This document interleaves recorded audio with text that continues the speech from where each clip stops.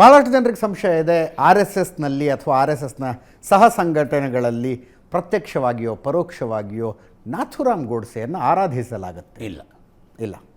ಮಹಾತ್ಮ ಗಾಂಧಿಯವರು ನಾವು ಬೆಳಿಗ್ಗೆ ಎದ್ದ ತಕ್ಷಣ ಪ್ರತಿಯೊಂದು ಕಾರ್ಯಾಲಯದಲ್ಲಿ ಪ್ರತಿಯೊಂದು ಕ್ಯಾಂಪ್ನಲ್ಲಿ ನಾವು ಬೆಳಿಗ್ಗೆ ಏನು ಏಕಾತ್ಮತಾ ಸ್ತೋತ್ರ ಅಂತ ಹೇಳ್ತೀವಿ, ಅದರೊಳಗೆ ಮಹಾತ್ಮ ಗಾಂಧಿಯವರ ಉಲ್ಲೇಖವನ್ನು ಮಾಡ್ತೀವಿ, ಅವರನ್ನು ನಾವು ಗೌರವಿಸ್ತೀವಿ.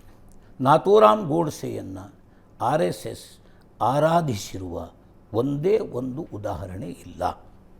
ಪ್ರಚಾರ ಇದೆ, ಪ್ರಚಾರ ಬೇಕಾದಷ್ಟಿದೆ.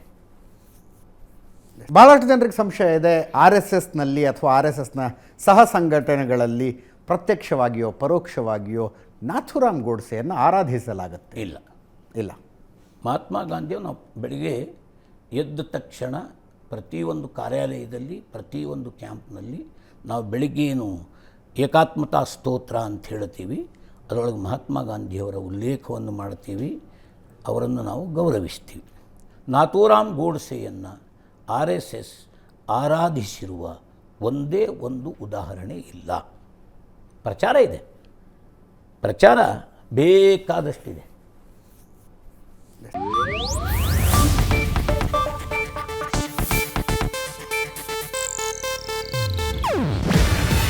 ಇದು ಏಷ್ಯಾನೆಟ್ ನ್ಯೂಸ್ ನೆಟ್ವರ್ಕ್ ಪ್ರಸ್ತುತಿ.